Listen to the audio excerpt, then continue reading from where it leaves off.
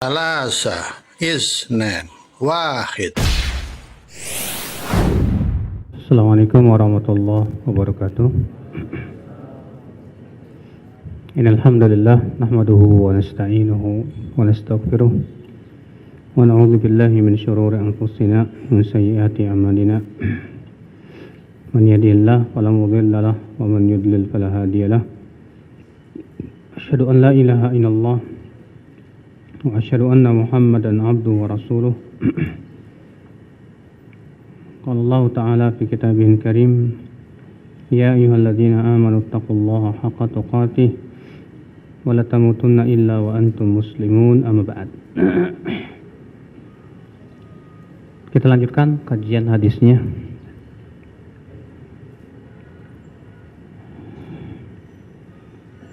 Sekarang kita akan membahas yaitu hadis dilihat dari banyaknya jalan atau sedikitnya jalan itu terbagi menjadi dua. Yang pertama disebut dengan hadis mutawatir. Yang pertama disebut dengan hadis apa? Mutawatir. Yang kedua disebut dengan hadis ahad. Sekarang kita akan mendefinisikan dulu hadis mutawatir. Apa itu hadis mutawatir? Hadis mutawatir adalah hadis yang terkumpul syarat-syarat berikut ini. Hadis mutawatir adalah hadis yang terkumpul padanya beberapa syarat berikut ini. Apa itu? Yang pertama, diriwayatkan oleh jumlah yang banyak.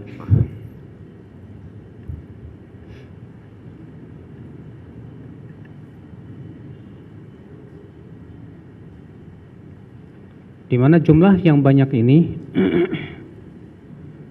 secara kebiasaan tidak mungkin mereka bersepakat di atas kedustaan. Diriwayatkan oleh jumlah yang banyak, di mana jumlah yang banyak ini secara kebiasaan tidak mungkin bersepakat di atas kedustaan. Yang kedua, jumlah yang banyak ini harus ada pada setiap tingkatan sanad. Yang kedua, jumlah yang banyak ini harus ada pada setiap tingkatan sanad.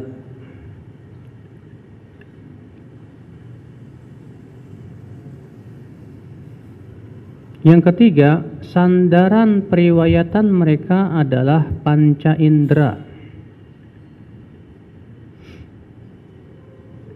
Yang ketiga, sandaran periwayatan mereka adalah panca indera. Dan yang keempat, kabar mereka tersebut menghasilkan keyakinan, menghasilkan ilmu atau keyakinan. Kita akan bahas satu persatu. Yang pertama apa tadi?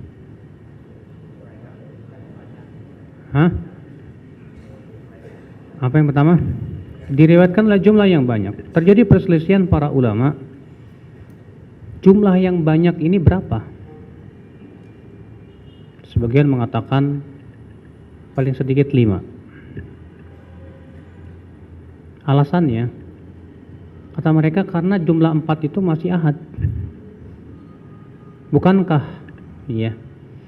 Allah Subhanahu wa ta'ala mewajibkan orang yang menuduh orang lain berzina untuk membawa berapa? 4 saksi. Dan 4 saksi ini masih dalam kategori dugaan kuat, kata para ulama. Sehingga menurut mereka jumlah 4 itu masih dalam kategori ahad, belum sampai kepada mutawatir. Sebagian mengatakan 10, sebagian mengatakan 20, sebagian mengatakan 200. Yang dirajihkan oleh banyak para ulama seperti Syekhul Islam Taimiyah, demikian pula Al-Hafidh Ibnu Hajar Al-Asqalani rahimahullah, demikian pula Al-Imam As-Suyuti, bahwa disebut hadis mutawatir itu adalah apabila diriwayatkan oleh bilangan yang tidak dibatasi. Artinya tidak dibatasi oleh jumlah tertentu. Kenapa? Karena suatu kabar itu menghasilkan keyakinan atau tidak, itu tidak ditentukan oleh jumlah, Pak. Tidak ditentukan hanya oleh jumlah, tidak. Berapa banyak jumlah yang sedikit tapi menghasilkan keyakinan, sementara jumlah yang banyak tidak. Kenapa? Karena melihat dari sisi agama dan kejujuran. Pak, Bapak punya teman, punya. Kalau Bapak menerima periwayatan dari teman Bapak, Bapak tahu, ya, dia itu masya Allah si fulan ini orangnya soleh. Mungkin Bapak sekalian, saya yakin Bapak, kalau kita sebagai tabiat, lebih percaya dong kepada pengabaran ustadz daripada kepada pengabaran teman. Kalau misalnya berita ustadz dengan berita teman misalnya bertabrakan, kira-kira yang lebih antum condong kemana? Kenapa? Kenapa? Hah? Karena kita sudah yakin dia terpercaya, insya Allah. Kita sudah tahu, misalnya kita sudah bergaul dengan ustadz ini, masya Allah, ustadz ini orangnya jujur banget, ustadz ini masya Allah fiqh, masya Allah. Sementara antum berteman dengan teman, ya biasa teman aja sih. Kira-kira kalau misalnya berita ustadz dengan berita teman antum bertabrakan, yang antum kuatkan yang mana? Yang ustadz. Kenapa? Itu dia. Setelah melihat daripada apa? Sifat-sifatnya. Walaupun tidak setiap ustadz bisa jadi, ya. Para ulama ketika meriwayatkan hadis, ada yang memang dia itu betul-betul sudah bergaul dengan ulama ini lama gitu, dan tahu betul hadisnya, bagaimana ketakwaannya, bagaimana kefiqahannya, bagaimana akhlaknya dan yang lainnya. Dengan perawi yang bertemu cuma sekali dua kali, dan kita tidak tahu siapa dia. Tentunya Pak, kita yakin kita akan lebih percaya kepada dia. Lihat Bapak sekalian. Jadi ya, yang dikabarkan oleh seorang alim yang masya Allah kekuatan imannya, ketakwaan, kejujuran, kefiqahannya luar biasa, tentu lebih apa? Lebih kita yakini daripada yang lainnya. Baik. Ustadz, kita punya ustadz, tapi kita juga misalnya yakin banget sama ulama, Syekh bin Baz misalnya. Antum lebih percaya mana? Perkataan ustadz apa Syekh bin Baz? Loh, kenapa? Apa yang membedakan ini gitu loh Pak? Hah? Yang membedakan adalah dari siapa? Sifatnya, ketakwaannya, kejujurannya, iya kan? Iya. Itu sesuatu yang daruri Pak adalah di hati kita Pak. Iya. Maka dari itu ya akhul Islam a'azakumullah yakum. Misalnya pemberitaan dua orang sekaliber Syekh bin Baz bisa jadi lebih meyakinkan kita daripada 10 orang teman kita gitu kan. 10 orang tapi teman kita sih. Jumlahnya lebih banyak, tapi ini lebih fikoh masalahnya. Makanya Pak, suatu berita itu menghasilkan keyakinan atau tidak, terkadang tidak harus dengan ditetapkan oleh jumlah yang banyak. Tapi melihat indikasi yang lain. Paham gak Pak? Demikian pula. Ini yang meriwayatkan Imam Ahmad, Imam Syafi'i. Waduh, jibal semua ini. Gunung semua ini. Tentu akan lebih menghasilkan keyakinan dong. Ya, daripada yang tidak seperti itu. Apalagi kalau kita tahu teman kita 20, tapi kita tahu semuanya lemah semua hafalannya gitu kan. Error semua nih hafalannya. Walaupun 20 saya kurang ini kayaknya. Iya sih 20, tapi setelah saya lihat orang-orangnya, yang satu pelupa, yang satu ini kayaknya saya kurang. Nah ini Pak, jadi ini yang terkadang menyebabkan sesuatu itu menghasilkan keyakinan atau tidaknya itu bukan hanya sebatas dilihat dari jumlahnya, tapi juga melihat dari apa? Sifatnya, indikasi-indikasi yang lainnya. Demikian para ulama hadis. Para ulama hadis yang sangat thiqah, bahkan digelari oleh para ulama dengan Amirul Mukminin fil hadis. Ini udah derajat tinggi, Amirul Mukminin fil hadis, seperti Syu'bah, Sufyan Ats-Tsauri, Malik bin Anas, Imam Bukhari. Tentu kita lebih yakin kepada yang seperti ini daripada perawi biasa. Demikian dalam kehidupan kita ya akhwal Islam, azakumullah wa yakum. Iya. Di mana jumlah yang banyak ini ya mustahil secara kebiasaan bersepakat di atas kedustaan. Saya berikan contoh. Kalau antum pergi ke Sumatera, orang soleh Pak, antum tahu orangnya soleh, takwa, jujur. Dia bilang gini, ada kebakaran di Pasar Senen kemarin hari Selasa.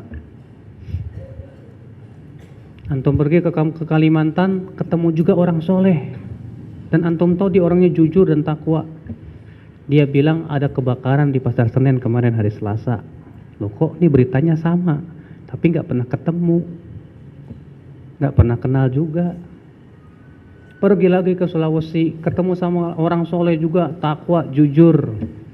Kata orang itu ada kebakaran di Pasar Senen kemarin hari Selasa. Loh, ini kok sama juga, orangnya soleh juga, takwa juga, jujur juga. Kira-kira gimana hati antum? Wah bener nih ada nih. Iya kan? Jumlahnya banyak, tapi mereka sendiri, ya mereka nggak pernah ada bersepakat di atas kedustaan. Karena orang-orang yang jujur, yang soleh, ya di tempat-tempat yang banyak. Tapi kok ternyata memberikan berita yang sama. Ini kira-kira menghasilkan keyakinan nggak Pak? Menghasilkan keyakinan. Iya. Nah inilah Bapak sekalian. Dari sinilah kata Syekhul Islam Taimiyah, suatu berita menghasilkan keyakinan atau tidak, itu tidak hanya sebatas ditentukan oleh apa? Jumlah. Tapi juga dilihat dari sisi kualitasnya juga. Bukan hanya sebatas kuantitas, tapi juga apa? Kualitas. Sama dengan makan. Antum kalau makan berapa piring? Satu piring? Oh sorry, piring besar. Oh Masya Allah, pantesan jenggotnya banyak. Iya. Satu orang makan satu piring, satu lagi makan setengah piring. Nilai mengenyangkannya belum tentu sama Pak. Iya nggak? Iya kan? Makanan nasi satu piring dengan daging setengah piring, nilainya beda nggak Pak? Mana yang lebih mengenyangkan? Daging barangkali walaupun cuma setengah piring, lebih mengenyangkan daripada nasi satu piring metung gitu kan? Hati-hati, yang ngantuk anak tunjuk loh. Udah mulai yang gini nih.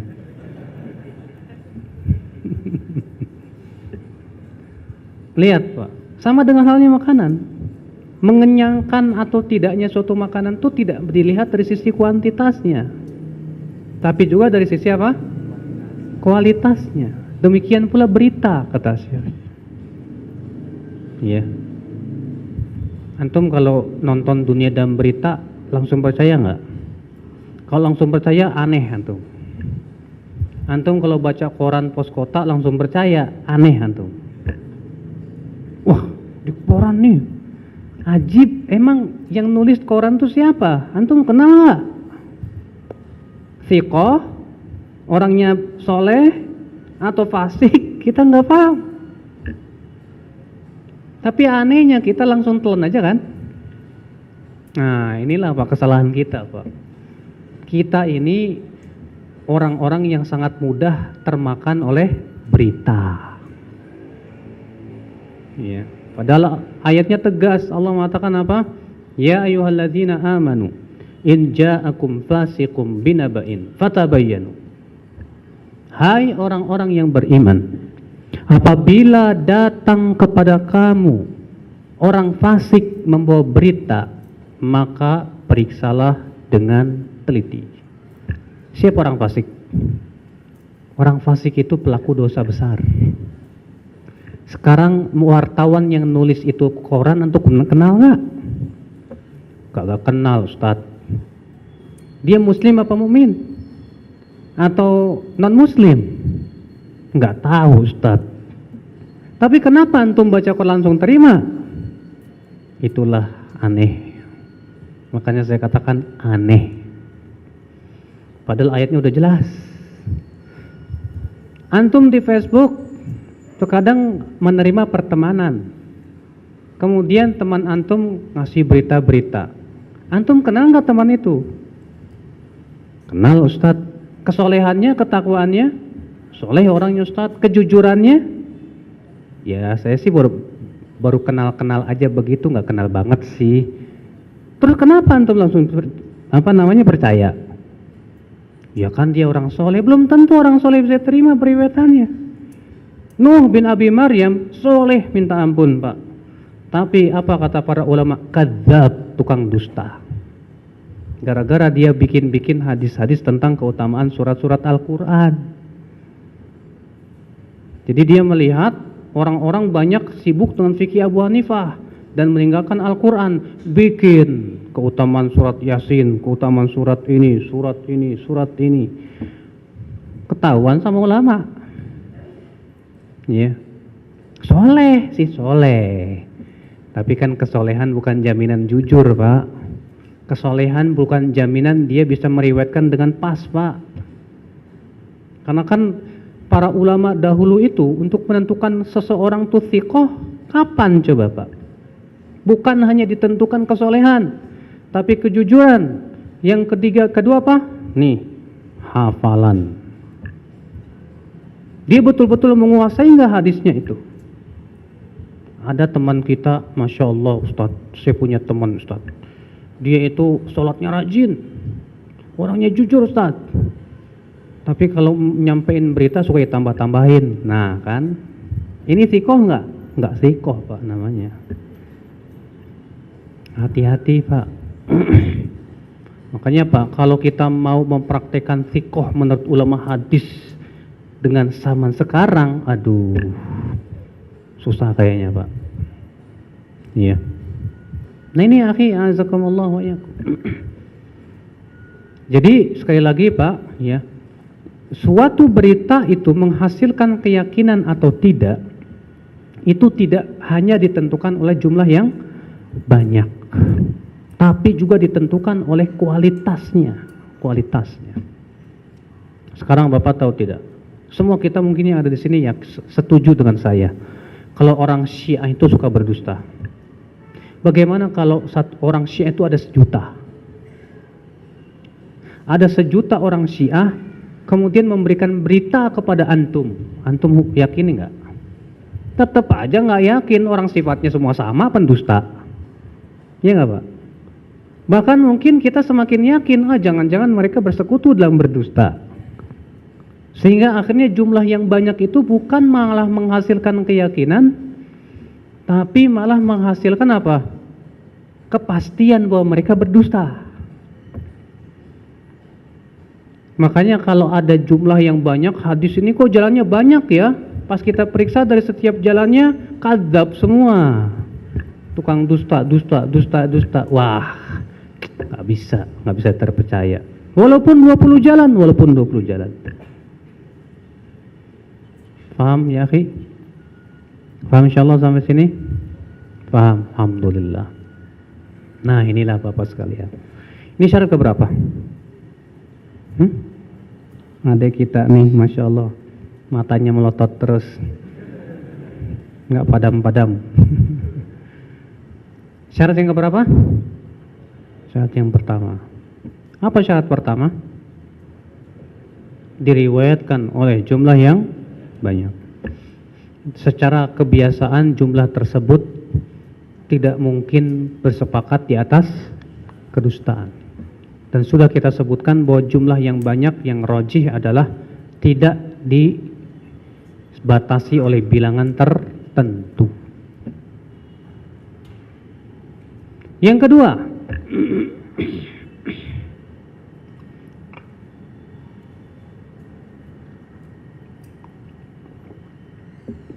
jumlah ini harus ada pada semua tingkatan sanad, baik sahabatnya, tabi'innya, tabi'ut tabi'innya, demikian sampai kepada pencatat hadis. Sahabat misalnya ada 20, tabi'in ada 30, tabi'ut tabi'in misalnya ada 50. Nah kalau sahabatnya 2 Ustaz, tabi'innya 50, tabi'ut tabi'innya 100, mutawatir bukan? Bukan. Iya. Maka dari itu ya akhwat Islam a'azakumullah wa iyyakum. Jadi jumlah yang banyak ini harus didapati pada setiap tingkatan sanad. Syarat yang ketiga apa? Sandaran periwayatan mereka dengan panca indera. Maksudnya apa? Ketika mereka meriwayatkan, mereka berkata haddatsana atau haddatsana. Haddatsana itu artinya telah bercerita kepada kami. Dengan panca indera enggak, Pak? Biasanya, Pak, para ulama kalau meriwayatkan haddatsana itu artinya ya apabila mereka mendengar dari mulut syekh. Misalnya saya bawain hadis, dia berkata haddatsana fulan sampai Rasulullah. Kemudian syekh berkata, aku izinkan kalian meriwayatkan dariku. Maka dalam keadaan seperti itu boleh seorang murid berkata haddatsana, telah bercerita kepada kami fulan. Kalau ternyata murid yang membacakan, syekh yang mendengar, maka biasanya mereka menggunakan lafaz akhbarona.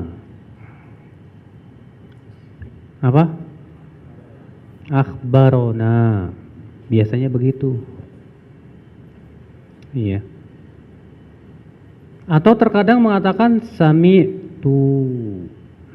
Aku mendengar. Jadi panca indera itu menggunakan panca indera kita, Pak. Mata, telinga, ya. Baik aku melihat, berarti panca indera kan? Aku mendengar, panca indera enggak? Aku memegang, panca indera enggak? Jadi pokoknya periwayatan tersebut harus berasal dari panca indera, tidak boleh hasil akal, pemikiran. Kalau pemikiran bukan, tidak disebut dengan hadis mutawatir namanya. Baik, syarat yang keempat apa? Syarat yang keempat adalah khobar tersebut harus menghasilkan keyakinan. Kalau khobar itu tidak menghasilkan keyakinan, tidak disebut mutawatir. Pak, antum ketemu sama orang satu kampung, semuanya mengatakan begini, tadi saya ngelihat burung. kayaknya sih burung gagak. Kira-kira antum bisa nggak memastikan itu burung gagak? Satu kampung ngomongnya sama, Pak. Satu kampung isinya berapa orang itu? Ribuan. Semuanya ngomong begitu. Tadi saya ngelihat burung, kayaknya sih burung gagak. Kata-kata kayaknya kan nggak menghasilkan keyakinan, Pak. Namanya juga kayaknya. Berarti ini berita tidak menghasilkan apa? Keyakinan, tidak disebut mutawatir. Atau tidak menghasilkan keyakinan karena melihat sifat-sifatnya orang tersebut yang sudah kita sebutkan tadi. Ya. Yang satu pejudi, yang satu pemabuk, yang satu begini. Aduh, gimana kita akan percaya ya, akhi azakumullah wa yakum. Kita tidak akan bisa percaya orang-orang seperti itu tentunya ya akhul Islam. Nah, apabila terpenuhi 4 syarat ini, maka hadis itu disebut apa? Mutawatir. Kemudian kata para ulama, mutawatir ada 2 macam.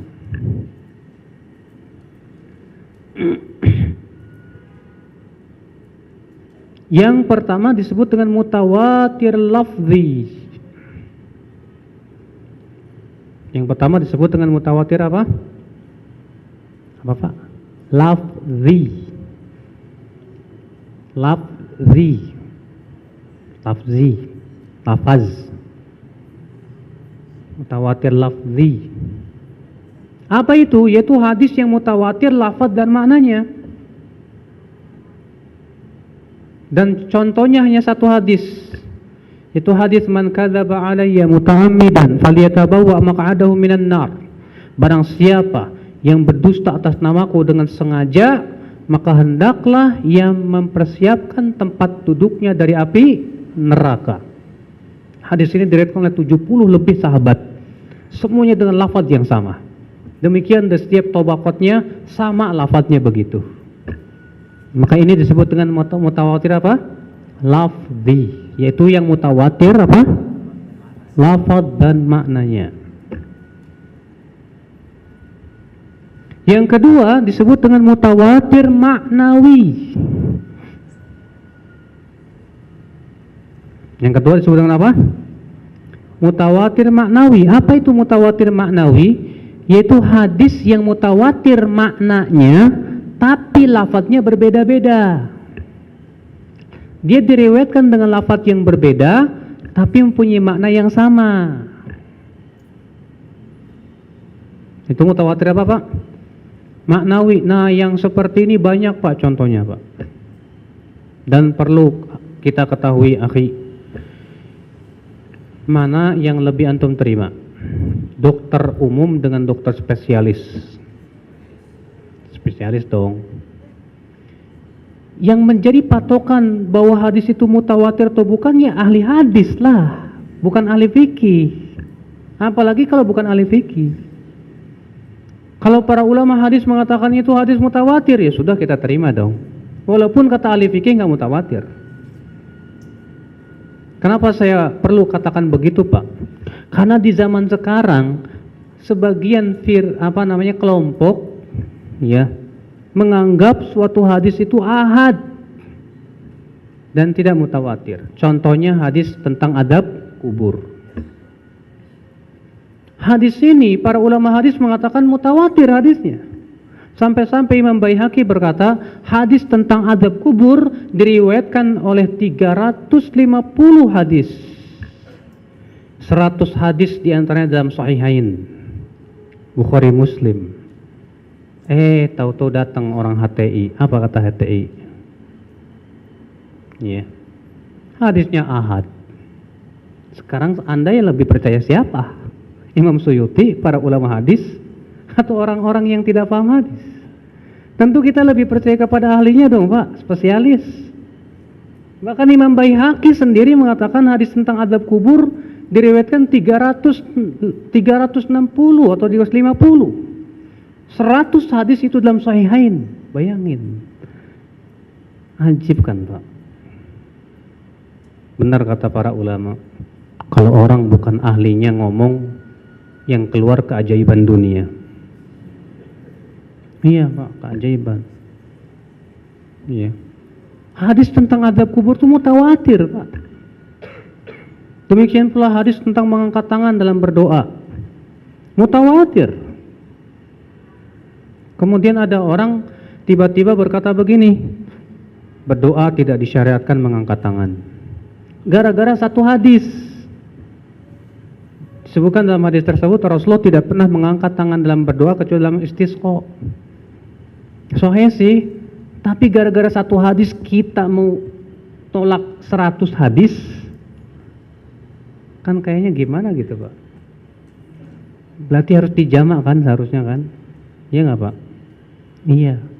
Bahwa yang dimaksud dengan hadis bahwa Nabi tidak pernah mengangkat tangan dalam doa kecuali istisqa, artinya mengangkat tangan kuat tinggi-tinggi. Adapun mengangkat tangan doa biasa kan sejajar biasanya dengan bahu begini. Nah ini ya akhi azakumullah wa iyyakum. Iya. Hadis tentang larangan isbal mutawatir. Diriwayatkan oleh banyak sahabat dari banyak jalan. Iya. Hadis tentang ru'yatullah bahwa kaum mukminin akan melihat Allah pada hari kiamat mutawatir. Mutawatir ya akal Islam. Dan para ulama sudah menulis buku tentang khusus kitab mutawatir. Ya, seperti Imam As-Suyuti menulis hadis kumpulan hadis mutawatir. Ya. Nah ini ya akhi azakumullah wa iyyakum. Jadi sekali lagi Pak, untuk menilai bahwasanya suatu hadis itu mutawatir atau bukan, kembalikanlah kepada ahlinya. Jangan kepada bukan ahlinya, Pak. Ya. Ini dia. Paham hadis mutawatir? Ustadz, kenapa sih harus dibagi mutawatir dengan ahad? Bapak tahu tidak, Pak? Semenjak ilmu filsafat masuk ke dalam tubuh Islam, banyak ilmu terkena filsafat. Kapan ilmu filsafat masuk ke dalam tubuh Islam? Ada yang tahu? Itu di zaman Khalifah Ma'mun, di zaman Imam Ahmad. Dialah raja pertama yang pertama kali menyuruh kitab-kitab filsafat Yunani diterjemahkan ke bahasa Arab. Dia sendiri yang langsung minta ke Raja Romawi. Padahal sama Raja Romawi itu kitab-kitab filsafat disimpan di bawah tanah yang paling bawah, supaya nggak dibaca orang. Diminta sama Khalifah Ma'mun untuk diterjemahkan ke bahasa Indonesia. Bahasa Indonesia lagi, bahasa Arab. Iya. Diterjemahkan ke bahasa Arab. Akhirnya apa? Para ulama bangkit melawan. Mereka bantah dengan akal lagi. Akhirnya apa? Muncul ilmu kalam. Jadi ilmu kalam itu sebetulnya sebagai apa? Untuk melawan ilmu filsafat. Tapi ilmu kalam pun juga akal-akalan. Sehingga para ulama semua sepakat haramnya mempelajari ilmu kalam. Iya, tapi subhanallah Pak, di negeri kita ilmu filsafat malah dijadikan sebagai salah satu mata kuliah. Ilmu mantik dipelajari bahkan di pesantren-pesantren. Padahal itu ilmu yang sudah para ulama mengingat-ingat jangan sampai belajar ilmu tersebut.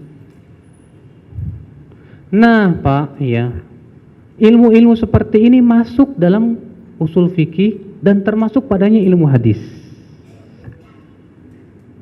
Iya. Mereka perlu membagi mutawatir ahad karena kata mereka hadis mutawatir itu menghasilkan keyakinan. Bahkan keyakinannya sifatnya daruri. Seperti halnya kita mengetahui bahwa es itu dingin.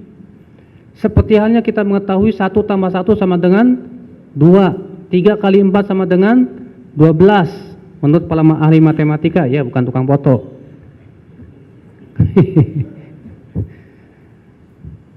Nah ini akhi azakumullah.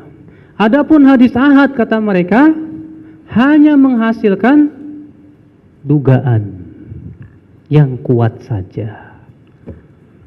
Maka sebagian ulama bangkit membantah, seperti Ibnu Qayyim, Ibnu Taimiyah, bahwa hadis ahad pun menghasilkan keyakinan bila perawinya thiqah dan bisa dipercaya. Nah ini Pak, muncullah Mu'tazilah. Mu'tazilah mengatakan hadis ahad ditolak, hadis mutawatir saja yang boleh diterima. Karena ahad, kata mereka, itu hanya menghasilkan dugaan. Berita 3 orang, ada kemungkinan dusta tidak? Ada kemungkinan salah tidak? Ada kemungkinan. Kata mereka kalau begitu ada kemungkinan salah, ada kemungkinan benar. Sesuatu yang ada kemungkinan tidak bisa ditetapkan dalam syariat, kata orang Mu'tazilah. Tolak. Akhirnya mereka mengatakan hadis ahad ditolak, hadis mutawatir saja yang boleh diterima. Datang Asy'ariyah, nggak bisa. Hadis ahad boleh diterima dalam hukum, tapi dalam masalah akidah, no, nggak bisa. Iya. Jadi menurut mereka Pak, kaum Asy'ariyah ini, bahwa hadis ahad itu hanya diterima dalam masalah apa? Hah? Hukum. Dengan dalil dalam Al-Quran diterima kan persaksian 1 orang, 2 orang dalam masalah harta dan yang lainnya. Berarti dalam masalah hukum diterima, tapi untuk masalah akidah tidak. Apa kata mereka sebabnya? Karena akidah itu artinya keyakinan.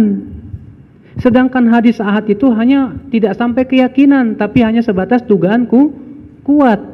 Mungkinkah sesuatu yang sifatnya meyakinkan ditetapkan oleh sebatas dugaan kuat?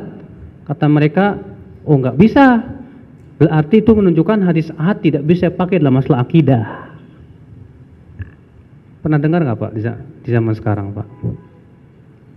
Ya itu Pak, ya, yang sudah saya sebutkan tadi kelompoknya. Ya, mereka itu tegas mengatakan katanya hadis ahad nggak bisa diterima dalam masalah akidah. Akhirnya menolak Dajjal, menolak Imam Mahdi, menolak azab kubur, menolak sifat-sifat apa kejadian-kejadian di hari kiamat nanti, hanya karena hadisnya ahad. Syekh Albani mengumpulkan semuanya yang ditolak itu hampir 300 hadis Pak, yang berhubungan dengan akidah, hanya karena klaim bahwa hadisnya ahad. La haula wala quwata illa billah. Ya akhwan Islam, azakumullah wa iyyakum. Sekarang kita ingin kenalan dulu hadis ahad apa, sebelum kita menjelaskan hal yang tadi saya sedikit bahas, singgung.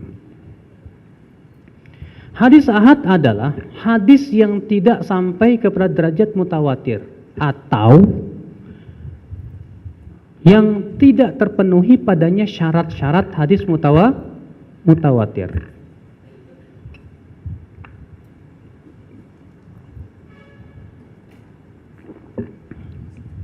Hadis ahad adalah hadis yang tidak terpenuhi padanya apa? Syarat-syarat mutawatir. Itu namanya hadis ahad Pak. Dan hadis ahad dibagi menjadi 3. Yang pertama disebut dengan hadis masyhur. Hadis apa? Masyhur. Apa itu hadis masyhur? Yaitu hadis yang diriwayatkan oleh 3 orang atau lebih dan tidak terpenuhi padanya syarat mutawatir. Hadis yang terpenuhi padanya apa? 3 orang atau lebih dan tidak terpenuhi padanya apa? Syarat mutawatir. Ya. Contohnya hadis Rasulullah SAW sabda, Inna Allah la yaqbidul ilma intiza'an yantazi'uhum minan nas. Sesungguhnya Allah tidak akan mencabut ilmu itu langsung sekali cabut dari manusia. Akan tetapi Allah cabut ilmu dengan diwafatkan para ulama. Hadis ini diriwayatkan Bukhari, Muslim, ya. Dari 4 sahabat. Itu Abdullah bin Amr bin Al-As, Ziyad bin Labid, Aisyah dan Abu Hurairah. Ini 4. Iya. Dan ini menunjukkan hadis ini masyhur. Masyhur secara istilah. Maaf. Tapi ingat Pak, para ulama seringkali memutlakkan hadis masyhur itu secara bahasa. Iya. Artinya hadis itu masyhur, artinya populer. Maka kalau hadis masyhur yang seperti ini tidak dijamin kesahihannya. Bahkan ada yang palsu sekalipun juga. Ya. Maka para ulama menulis buku tentang hadis-hadis masyhur. Maka buku itu ketahuilah bahwa itu bukan masyhur secara istilah, tapi yang dimaksud adalah masyhur secara apa? Bahasa saja. Perhatikan itu ya akhwal Islam. Yang kedua aziz. Yang kedua apa? Aziz. Apa itu aziz? Yaitu hadis yang diriwayatkan oleh 2 orang. Walaupun 2 orang ini hanya ditemukan pada salah satu dari tingkatan sanad saja. Sahabat 2, tabi'in 5, tabi'in 10, tetap aziz. Iya. Itu namanya hadis aziz. Contohnya hadis la yu'minu ahadukum hatta akuna ahabba ilaihi min walidi wa waladi wan nasi ajma'in. Tidak beriman seseorang dari kamu sampai aku lebih dicintai olehnya dari ayahnya, anaknya dan seluruh manusia. Hadis tersebut ya akhwal Islam azakumullah yang diriwayatkan dari Anas dan juga dari hadis Qatadah, sahabatnya 2. Iya. Yang ketiga hadis gharib. Hadis apa? Setiap apa itu yaitu hadis yang diriwayatkan oleh 1. Gharib namanya. Contohnya hadis innamal a'malu binniyat. Tidak ada yang meriwayatkan kecuali Umar saja. Dan yang meriwayatkan dari Umar cuma Alqamah bin Waqqas saja. Sehingga ini disebut dengan hadis gharib karena diriwayatkan oleh 1 orang. 1, 2, 3. 1 apa namanya? 2 apa namanya? 3 apa namanya? Masyhur. Nah, 1, 2, 3 ini kata mereka masih ahad. Masih apa? Tingkatan ahad. Terjadi perselisihan para ulama Pak. Apakah hadis ahad itu menghasilkan keyakinan atau hanya sebatas dugaan yang kuat?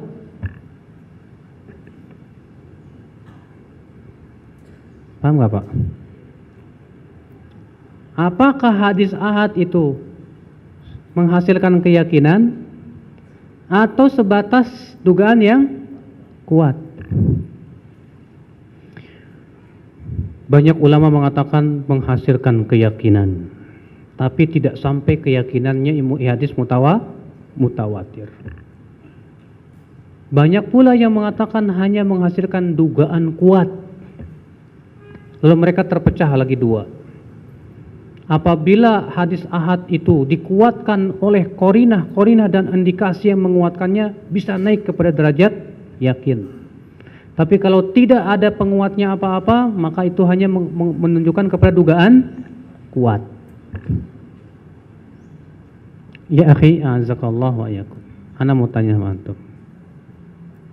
Kalau antum nanya sama ana jawab, antum percaya nggak sama ana? Misalnya antum tanya, Ustaz, apa hukumnya takbiratul ihram? Antum nggak tahu misalnya jawab. Ana jawab, hukumnya rukun. Oh iya. Biasanya antum kalau nanya sama Ustaz, kemudian Ustaz menjawab, apa sikap antum? Terima nggak? Terima. Antum amalkan tidak? Amalkan. Tidak pernah antum berpikir begini kan? Jangan-jangan Ustaz salah nih. Ya kan? Kalau antum nanyanya sama selebritis, kemudian dia menjawab, kira-kira percaya nggak? Kagak katanya. Enggak. Kenapa antum nggak mau? Jadi sudah saya sebutin tadi Pak di awal. Sesuatu berita itu menghasilkan keyakinan atau tidak itu dilihat dari apa? Sifatnya. Kita tahu ini orang Masya Allah bertakwa, Masya Allah tikoh, kuat hafalannya luar biasa. Walaupun satu orang, tapi kalibernya Syekh bin Baz, antum yakin banget dah. Yakin deh, bener.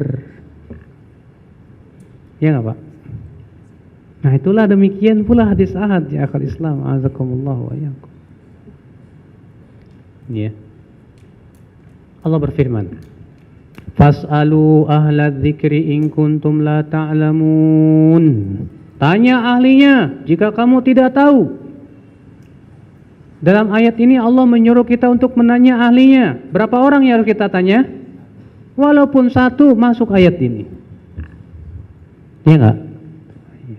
Allah berfirman, "Hai orang-orang yang beriman, apabila datang orang fasik membawa berita, maka periksalah dengan teliti. Kalau orang itu enggak fasik, orangnya takwa, jujur, enggak fasik, terima enggak Pak?" Allah mengatakan kalau orang fasik, kenapa? Hah? Kalau orang fasik, teliti dulu. Kalau orangnya enggak fasik, terima aja. Apakah ayat itu membedakan 1, 2, 3, 4? Tidak.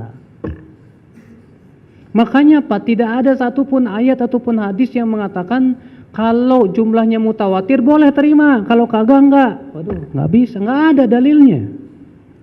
Makanya antum kalau ketemu orang yang menolak hadis ahad dalam masalah akidah, antum bilang, maaf. Anda mengatakan dalam masalah akidah ditolak. Betul? Dalam masalah hukum diterima. Iya betul. Berarti itu akidah Anda kan? Iya itu keyakinan saya. Kalau begitu coba tetapkan dengan hadis mutawatir. Ada enggak hadis mutawatir yang mengatakan jumlah sekian ditolak, jumlah sekian diterima? Sampai botak enggak ketemu Pak. Enggak ketemu.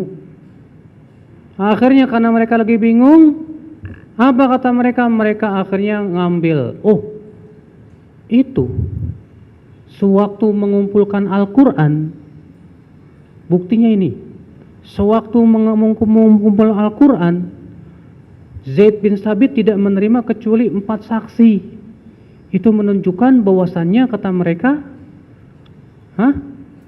hadis ahad hanya diterima dalam masalah hukum, akidah tidak terima. Karena Al-Quran adalah sumber akidah umat Islam. Karena Al-Quran sumber akidah umat Islam, makanya Zaid tidak mau terima kecuali 4 saksi. Kita katakan ngaca dong. 4 itu masih ahad. Yang kedua, Al-Quran pun sumber hukum, bukan sumber akidah doang. Ya akhi azakumullah. Adakah dalam Al-Quran dan hadis kita diperintahkan menolak hadis ahad? Tidak ada Pak. Jumlah 1 tidak ada Pak. Jumlah 2 nggak ada Pak. Al-Quran hanya menetapkan kalau dia thiqah terima, kalau nggak thiqah tolak. Itu saja sudah. Saya berikan contoh lagi. Allah berfirman, "Wa ma kana al-mu'minuna liyanfiru kaffah, falaula nafara min kulli firqatin minhum ta'ifah liyatafaqahu fid din wa liyunziru qaumahum idza raja'u ilaihim la'allahum yahdharun." Tidaklah layak kaum mukminin semuanya pergi ke medan perang, tapi hendaklah di antara mereka sekelompok atau ta'ifah yang tafakuh dalam agama, supaya ia pulang ke kaumnya dan memberikan peringatan kepada mereka.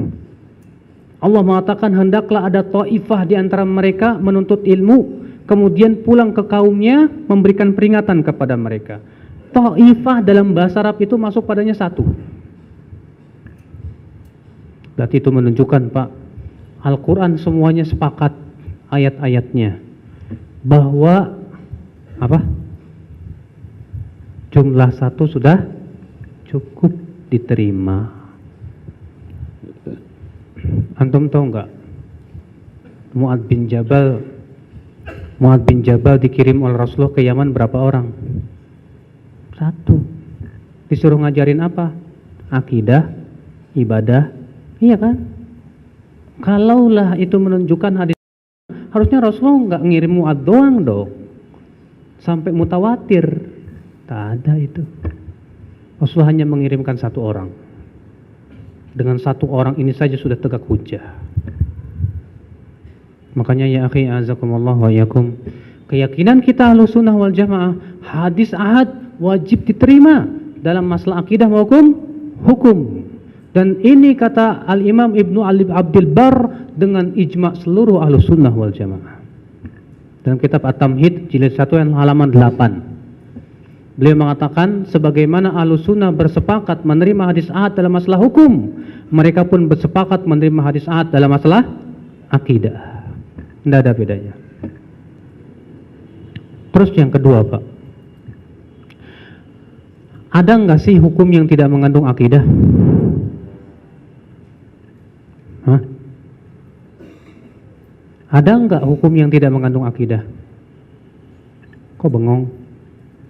Ini bengongnya bengong ngantuk apa gimana ya? Sekarang Pak, takbiratul ihram hukumnya apa? Hah? Takbiratul ihram hukumnya apa? Wajib. Sholat 5 waktu hukumnya apa? Hukum bukan? Dan antum wajib nggak meyakini bahwa itu wajib? Berarti mungkinkah hukum dipisahkan dengan akidah? Nggak mungkin. Masalah yang bersifat hukum harus pasti otomatis ada keyakinan di situ. Hukum sholat 5 waktu wajib, dan antum pun wajib punya keyakinan bahwa dia sholat 5 waktu hukumnya wajib.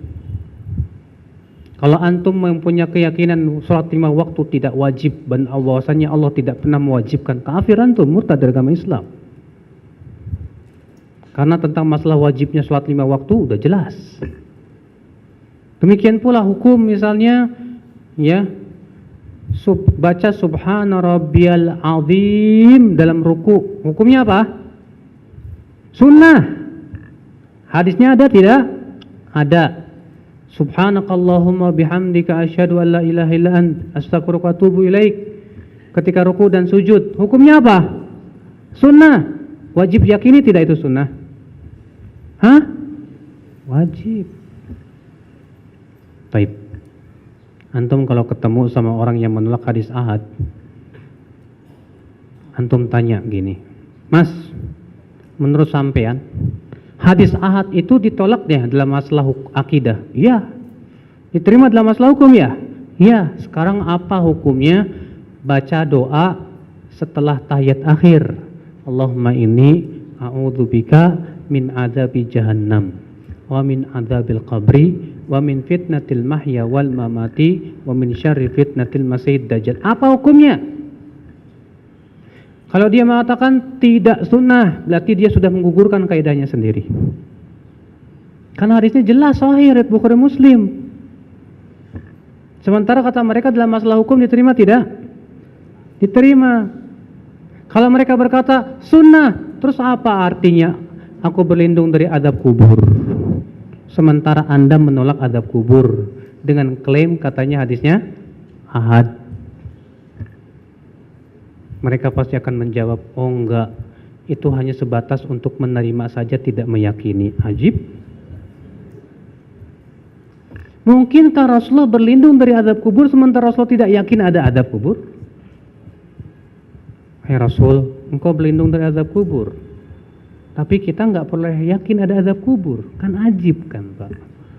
Yang namanya kita berlindung dari azab kubur karena kita yakin ada azab kubur, makanya kita berlindung. Makanya Pak, ya, hadis tentang azab kubur ini paling muskil buat mereka.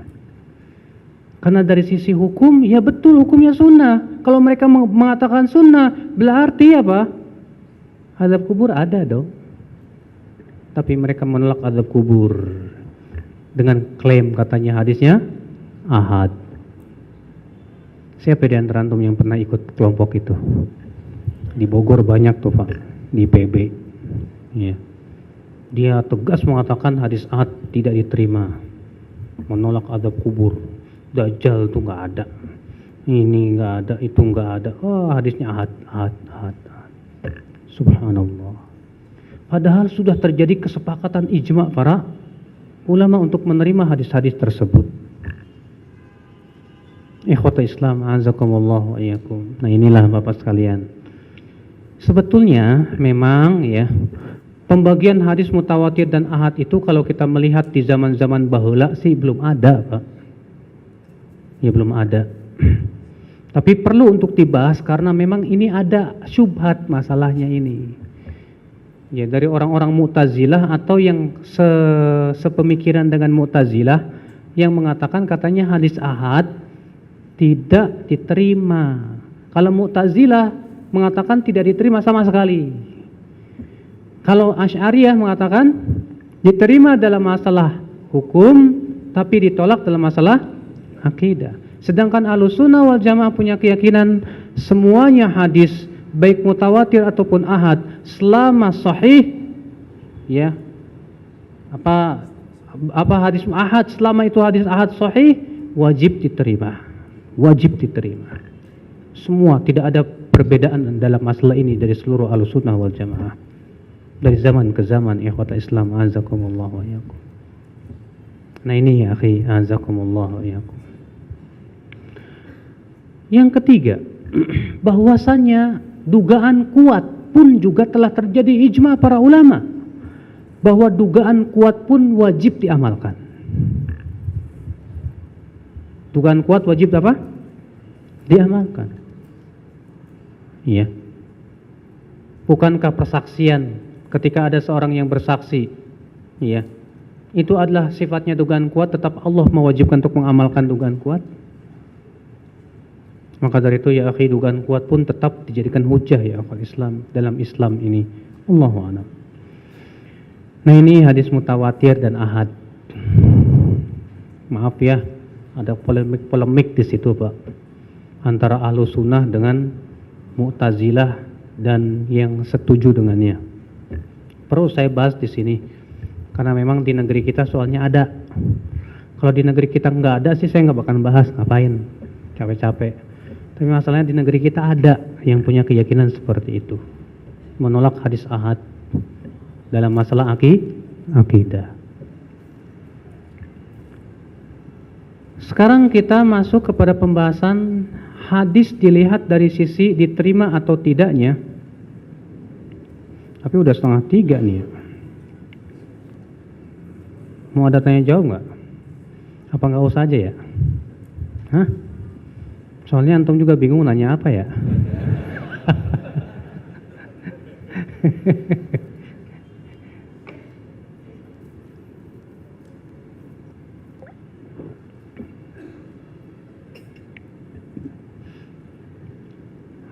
Hadis dilihat dari sisi diterima atau tidaknya terbagi menjadi dua. Hadis yang makbul yaitu hadis yang diterima, dan hadis mardud yaitu hadis yang ditolak.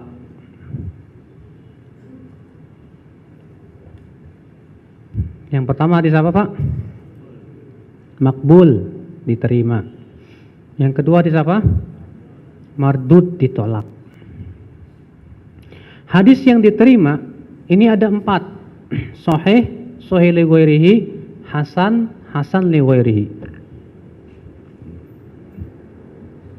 Hadis yang diterima adalah hadis yang ada 4 nih. Sahih, sahih li ghairihi, hasan, hasan li ghairihi.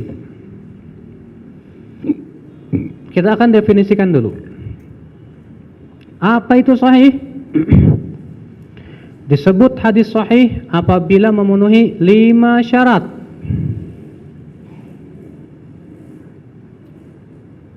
Disebut hadis sahih apabila memenuhi berapa syarat Pak? 5. Berapa Pak? 5. Yang pertama, ittisalus sanad, bersambung sanadnya, nggak boleh terputus. Yang kedua, perawinya adil. Yang kedua apa? Perawinya adil. Kapan disebut adil, Pak? Disebut perawi adil apabila memenuhi 5 syarat. Yang pertama muslim, yang kedua balik, yang ketiga berakal, yang keempat tidak fasik, tidak apa? Dan yang kelima tidak melakukan khawarimul muru'ah, adab-adab yang buruk.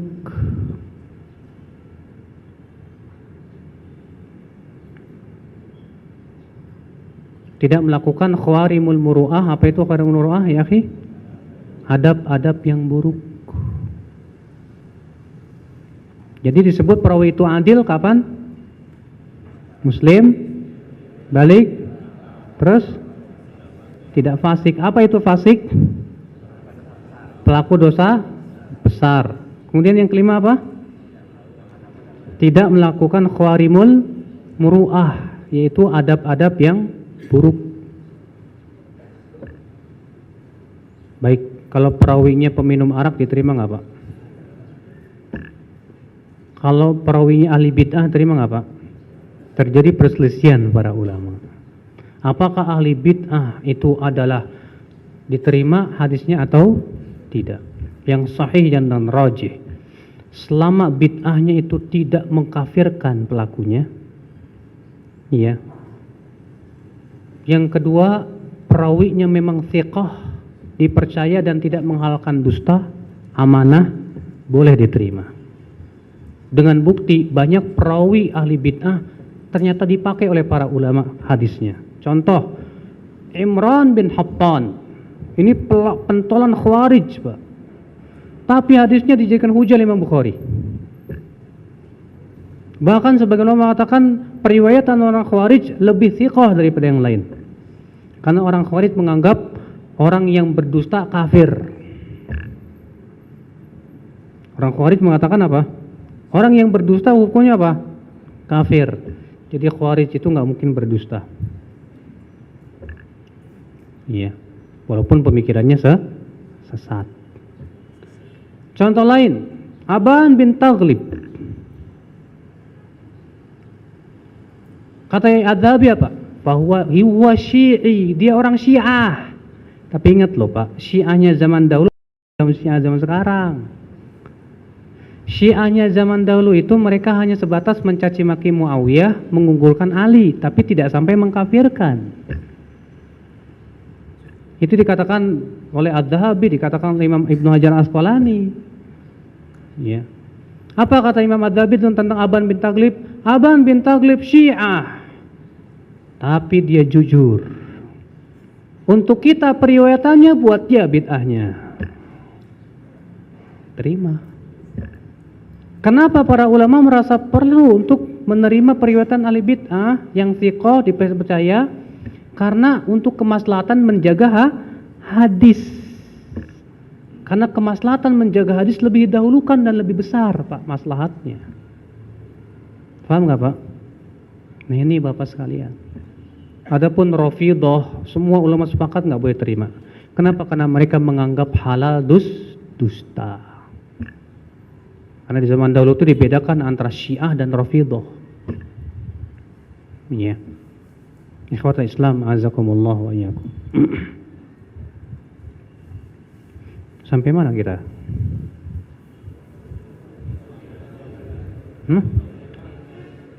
Perawi adil. Ya, jadi perawi adil itu kalau memenuhi berapa syarat? 5. Muslim, balik, berakal, tidak fasik, tidak khawarimul. Nah Ustadz, batasan khawarimul muru'ah itu apa? Kata para ulama, yang namanya adab itu ada yang ditetapkan oleh syariat, ada yang ditetapkan oleh adat. Yang dimaksud adab di sini yang ditetapkan oleh syariat. Contohnya khawarimul muru'ah apa? Perawi hadis ini terbiasa meninggalkan yang sunnah. Maka kalau perawi ini terbiasa meninggalkan yang sunnah, ditolak persaksiannya. Makanya Imam Al-Qurtubi mengatakan apa? Orang yang terbiasa meninggalkan yang sunnah-sunnah, kayak sholat 5 waktu, sholat rawatib, dan yang sunnah-sunnah sholat tahajud biasa ditinggalin, maka yang seperti ini menjatuhkan persaksian dia. Perawi hadis kalau ketahuan dia ya suka seringnya minum sambil berdiri, ya pinggir jalan lagi, Qarimul Muru'ah ini. Bahkan di zaman dahulu perawi yang kalau sholat nggak pernah pakai peci, Qarimul Muru'ah itu. Karena mereka menganggap bahwa peci itu sunnah muakkadah, sunnah yang sangat tekankan dalam sholat. Iya. Bahkan kata Syekh Albani, Rasulullah hampir-hampir tidak pernah sholat dalam keadaan membuka kepala. Sementara banyak di antara kita mungkin kalau pakai peci ya sebulan sekali. Nggak bagus tuh, Pak. Ya, biasakan pakai peci kalau sholat, Pak. Ya, karena itu sunnah muakkadah kata ulama. Nah ini ya akhi, azakumullah ya. Walaupun memang saya belum dapat contoh perawi yang didoifkan gara-gara Qarimul Muru'ah, saya belum dapat contoh. Iya. Ini syarat yang kedua, apa itu? Perawinya apa? Adil. Syarat yang ketiga, perawinya dhabit. Apa sih dhabit itu, Pak? Dhabit itu artinya menguasai hadis yang ia riwayatkan, baik menguasainya dengan hafalan ataupun dengan catatan yang terjaga.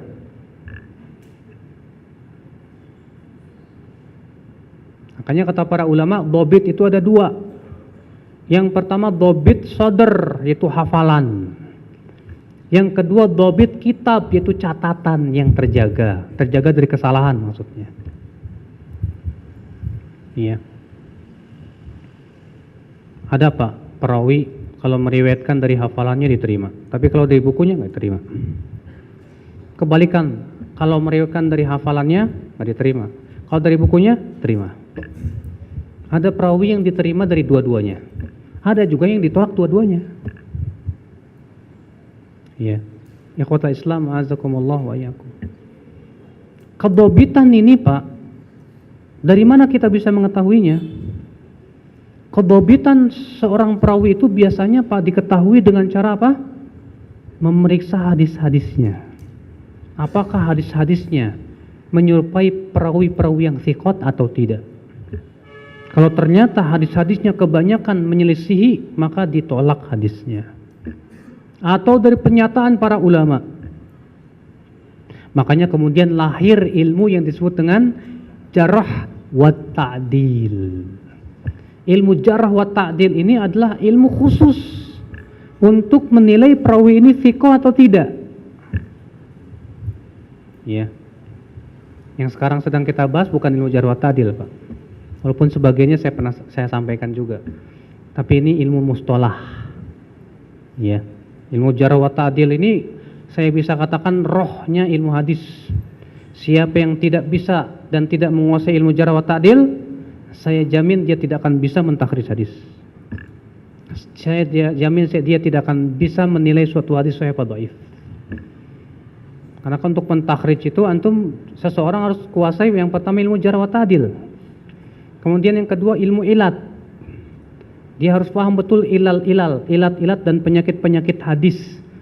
Ya. Yang ketiga ilmu takhrij. Apabila dia kuasai tiga ilmu ini, insya Allah dia bisa menentukan suatu hadis sahih apa? Dhaif, ya akhal Islam, azakumullah wa iyyakum. Dan itu tidak mudah ternyata. Butuh kepada kecerdasan, kekuatan, ta'anni, kehati-hatian dan yang lainnya. Ya. Ikhwatal Islam, azakumullah wa iyyakum. Nah, ya akhi, jadi perawi itu harus terpenuhi apa? Adil dan dhabit. Adil itu berhubungan dengan agama, dhabit itu berhubungan dengan penguasaan terhadap hadis. Ya.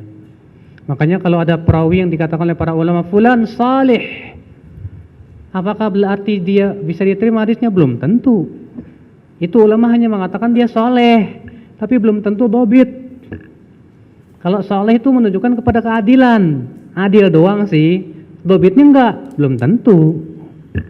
Berarti disebut perawi itu thiqah kalau dia adil dan dobit.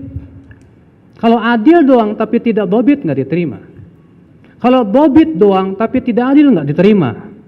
Ada seorang perawi, saya namanya lupa, Sulaiman bin siapa gitu. Ini orang kata para ulama hafalannya luar biasa, ajib, tapi sayang peminum arak, jadi ditolak hadisnya. Iya, dobitnya ajib banget Pak, sampai dikatakan hampir-hampir nggak pernah salah. Karena saking hebatnya hafalan dia, cuman sayang peminum arak, akhirnya nggak diterima hadisnya. Nanti dia kehilangan apa? Keadilan, adalah. Ya.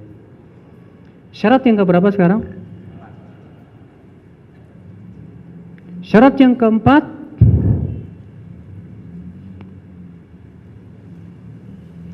tidak syadz. Tidak apa? Syadz. Apa itu syadz?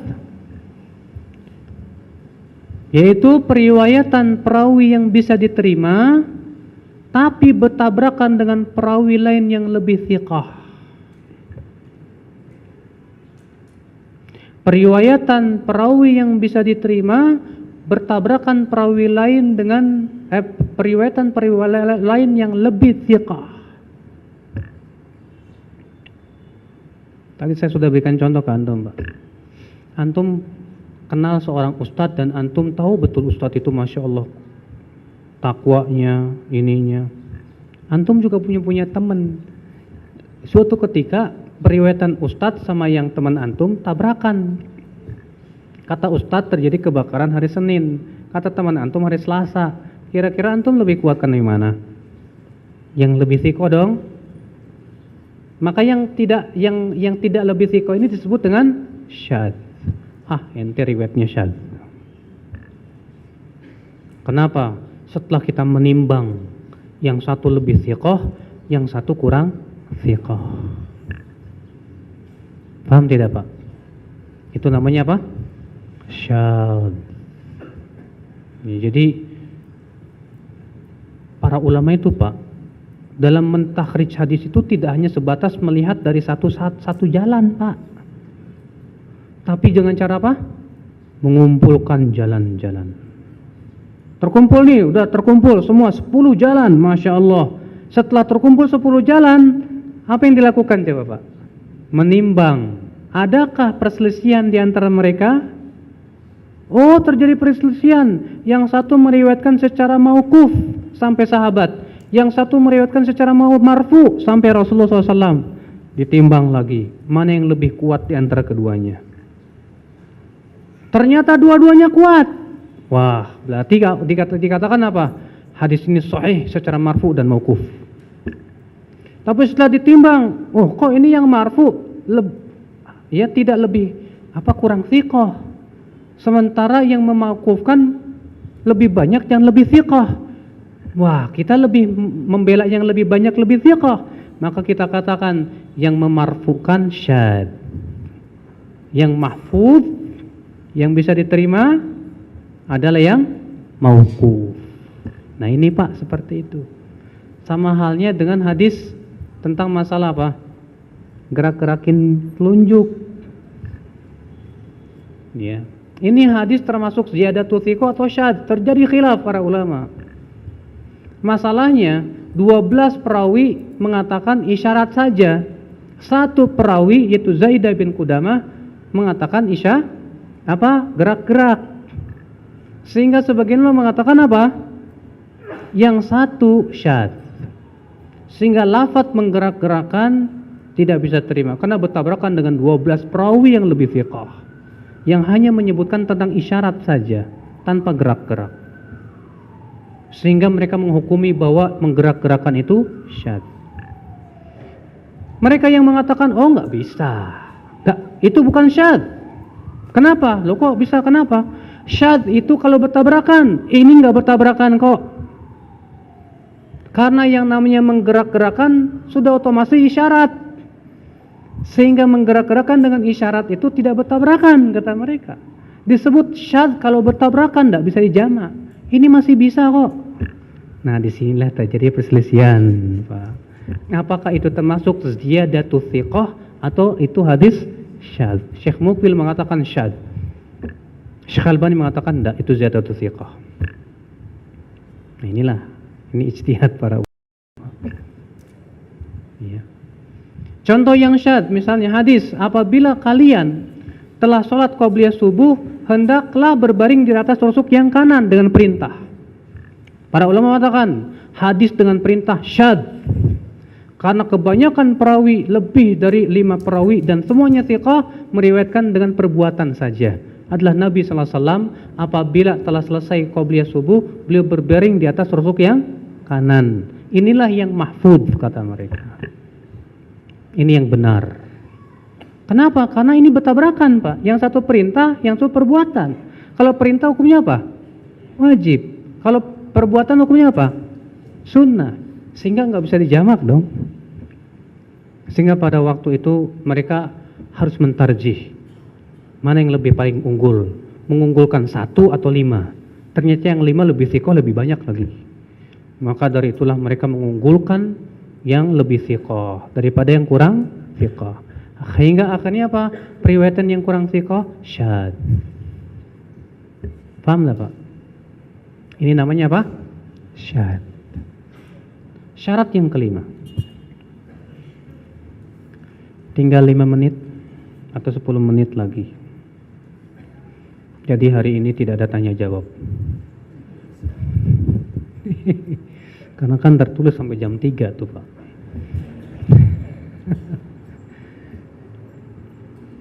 Yang kelima adalah tidak terdapat padanya ilat. Apa itu ilat? Penyakit dalam hadis. Makanya ilat dengan ulat itu, Pak, mirip-mirip, Pak. Ulat itu kan penyakit dalam jambu dan buah. Kalau ilat itu penyakit dalam hadis. Dan ilat itu disebut ilat kata para ulama kalau tersembunyi. Kalau tertampak jelas bukan ilat namanya. Ya, antum pernah lihat nggak, Pak? Jambu batu kelihatannya bagus banget, masya Allah, pas dibuka, oh Allah, banyak ulatnya. Nah, seperti itulah hadis. Pas antum lihat dari satu jalan kelihatannya bersih, terpenuhi 3 syarat. Setelah antum lihat, oh sanadnya bersambung semua nih, masya Allah. Perawinya adil semua, dobit semua, thiqah semua. Wah, kayaknya sahih. Tak dulu. Kalau antum sudah sebatas terpenuhi 3 syarat, belum tentu sahih juga. Caranya gimana? Kumpulin semua jalannya dulu. Nah, makanya yang paling sulit itu, Pak, dalam mentakhrij hadis adalah mengumpulkan jalannya itu, Pak. Sebab kalau untuk mengumpulkan jalan syahidnya, mutabaatnya, berarti kita harus membuka semua kitab-kitab hadis. Itu yang bikin capek, Pak. Iya. Makanya sudah saya sebutin, Syekh Albani terkadang mencari hadis itu enggak terasa 10.000 halaman, 2.000 kebet. Coba bayangin, masya Allah. Makanya benar kata para ulama, orang-orang yang betul-betul ingin belajar hadis itu hanyalah orang-orang yang para pejantan dari penuntut ilmu saja. Karena butuh kepada apa? Keinginan yang kuat, jebar untuk mengumpulkan hadis. Tapi sudah saya sebutin, zaman sekarang mah mudah. Maktabah Syamilah udah ada, mau kemanain? Ya, alhamdulillah, kita tinggal klik aja ambil ngopi. Komputer laporan, oke bos, dah. Lihatin atu-atu. Walaupun memang mencari di Maktabah Syamilah paling susah untuk mencari syahid. Mencari syahid itu yang paling susah. Iya. Nah, ini akal Islam, azakumullah wa iyyakum. Penyakit, apa itu yang dimaksud dengan penyakit? Yaitu penyakit adalah penyakit yang tak terlihat, tersembunyi dia. Dan bisa merusak keabsahan hadis. Ya. Setelah kita lihat hadisnya terpenuhi padanya, masya Allah, thiqah semuanya, thiqah, bersambung sanadnya, bersambung. Tar dulu, coba kita kumpulkan dulu. Setelah kita kumpul, Wah, ada penyakitnya ini. Apa penyakitnya? Muttarib, terjadi keguncangan. Ya. Terjadi perselisihan dalam periwayatan. Dan semuanya sama-sama thiqah dan tidak kita ketahui mana yang paling kuat. Terjadilah ittirab, guncang. Makanya sering terjadi Pak, hukumannya Syekh Albani dan Syekh Mukbil sering terjadi di situ. Saya berikan contoh. Tentang masalah hadis Rasulullah SAW dan beberapa sahabatnya memulai takbir di pagi hari sampai kemana? Ke lapangan. Syekh Albani mengatakan hasan hadisnya. Karena hadis itu diriwayatkan dari dua jalan. Jalan yang pertama hadis Abdullah bin Umar. Namun dalam sanadnya adalah Abdullah bin Umar Al-Umari dhaif. Kata Syekh Albani walaupun hadis ini dhaif tapi ia ada penguat yaitu dari hadis Az-Zuhri. Tapi mursal. Sedangkan mursal apabila sahih menguatkan hadis yang marfu dhaif. Dengan syarat dhaifnya ringan. Sehingga Syekh Albani mengatakan hadisnya hasan. Apa kata Syekh Mukbil sama muridnya ya Abul Hasan Al-Ma'ribi? Tidak, dhaif. Kenapa? Karena mursal Zuhri dhaif. Karena di situ terjadi mu'ittirab. Ya. Periwayatannya dari Ibnu Abi Dhi'ib dari Az-Zuhri. Yahya bin Ma'in mengatakan periwayatan Ibnu Abi Dhi'ib dari Az-Zuhri lemah. Dicari oleh mereka, benar. Ternyata periwayatannya ittirab. Terkadang Zuhri memarfukan ke Rasulullah, terkadang Az-Zuhri mengucapkan dari ucapannya sendiri, dan terkadang menisbatkan ke orang-orang, sehingga tidak diketahui mana yang paling kuat, sehingga tidak bisa menguatkan. Atas dasar itu hadis itu lemah. Dan saya lebih condong kepada pendapat ini. Iya.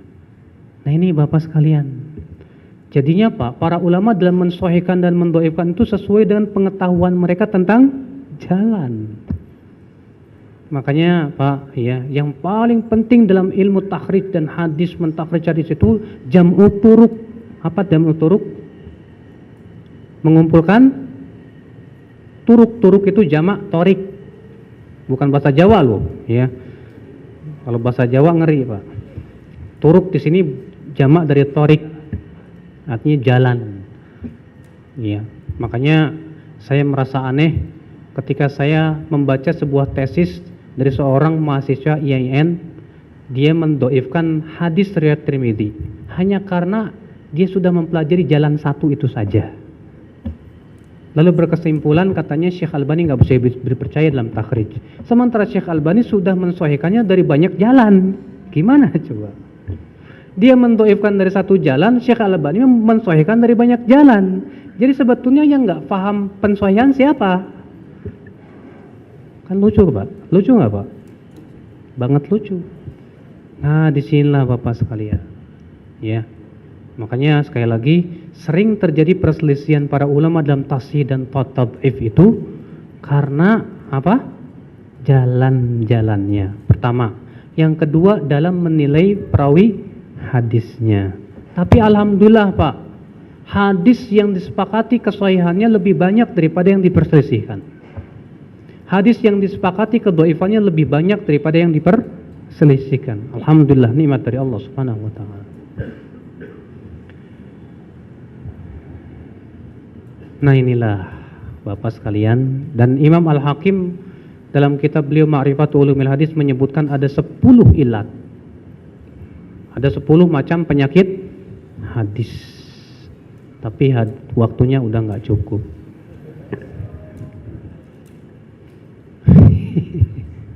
Ya. Hadis dhaifnya belum. Ini baru hadis sahih doang. Hasan belum. Ya. Jadi anak belajar hadis 4 tahun. Antum mah 1 hari enak aja. Ya, kita kuliah hadis itu 4 tahun hadis semua belajar. Jarh wa ta'dilnya, ilmu rijalnya, sanadnya dan yang lainnya, ya. Yang jelas Kita ana di sini hanya ingin memperkenalkan kepada antum. Inilah ilmu hadis yang harus kita banggakan. Karena ilmu hadis itu ilmu kebanggaan umat Islam, Pak. Tidak ada dalam agama manapun ilmu hadis, Pak. Wallah nggak ada. Iya. Sampai-sampai organisasi PBB itu, ya, organisasi PBB yang tentang pendidikan apa sih namanya? UNICEF ya. Itu mengirimi kuliah hadis, Pak. Surat, ya. Dan mengakui bahwa satu-satunya ilmu yang tidak ada pada kami adalah ini. Ilmu hadis. Karena ilmu hadis adalah keistimewaan umat Islam. Kata para ulama, ilmu isnad min khasaisi hadhil ummah. Ilmu hadis, ilmu sanad adalah keistimewaan yang tidak dimiliki oleh kecuali umat Islam saja. Ada enggak dalam ilmu Buddha periwayatan hadis? Tidak ada. Dalam Nasrani Injil misalnya, enggak ada, Pak. Ilmu hadis Injil enggak ada. Di Yahudi ada enggak? Enggak ada. Cuma dalam umat Islam. Dalam umat Islam pun hanya Ahlussunnah. Tasawuf enggak ada ilmu hadis. Nah, apalagi tasawuf, Pak. Tasawuf itu malah marah meledek para ahli hadis. Apa katanya? Kalian meriwayatkan dari mayat ke mayat. Haddatsana fulan mayat. Dari fulan mayat. Kami dari hidup ke hidup. Haddatsani qalbi an Jibril an Rabbi. Itu tasawuf, benar, Pak? Iya. Allah musta'an. Ikhwata Islam, azakumullah wa iyyakum. Makanya kan di Indonesia ini banyak ya orang yang tidak peduli hadis. Karena terpengaruh ya itulah tasawuf itu, Pak. Apalagi dalam dunia tasawuf ada yang disebut dengan ilmu laduni. Jadi orang nggak belajar bisa sendiri. Iya. Bahkan tasawuf terdahulu itu lebih ekstrim lagi. Belum mengenal Allah. Orang yang kerja, kawin, sama satu lagi apa itu? Jadi orang yang kawin, yang kerja, sama mencari hadis, dia belum mengenal Allah. Jadi gimana dong? Tidak sempurna jadi sufi kecuali meninggalkan 3 tadi. Wah, itu tasawuf terdahulu, Pak. Ya, mengerikan sekali kan? Makanya ya akhi, kenapa tasawuf itu berusaha untuk dilariskan di tengah kaum muslimin? Karena memang tasawuf itu mematikan ilmu. Mati sudah ilmu. Orang kalau sudah sampai derajat ya wali, udah tidak perlu ikut syariat Nabi. Allah Ustaz. Baiklah, kita lanjutkan insyaallah pada pertemuan besok, Pak ya. Besok pun mudah-mudahan keburu ya dalam menjelaskannya. Tadinya sih besok, kalau sekarang selesai ana mau bahas ini, metode pemahaman hadis menurut Imam Syafi'i. Itu ada 12 metode Imam Syafi'i dalam memahami hadis, bagus sekali. Cuman masalahnya ini aja belum selesai. Gimana ya? Cuma hadis sahih doang, hadis hasan, belum dhaifnya belum. Mungkin besok kita ringkas-ringkas saja kali ya. Ringkas baru kita bahas insyaallah. Mudah-mudahan ya. Besok mulai jam berapa? Hah? Tulisnya jam berapa situ? Jam 9.30. Baik. Mudah-mudahan antum masih pada bisa mengikuti ya. Ini saja yang saya sampaikan. Subhanallahi wa bihamdihi, asyhadu an la ilaha illa anta, astaghfiruka wa atubu ilaik. Assalamualaikum warahmatullahi wabarakatuh.